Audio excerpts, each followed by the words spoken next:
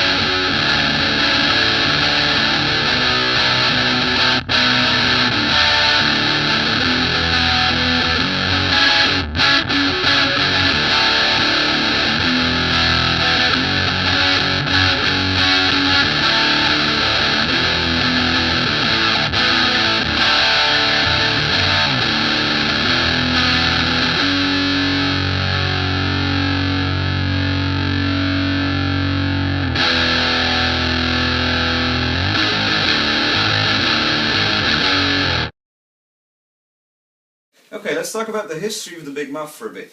The earliest versions of the Big Muff are known as the triangle Big Muffs, and you can see why they're called that because the knobs are put in a triangle shape.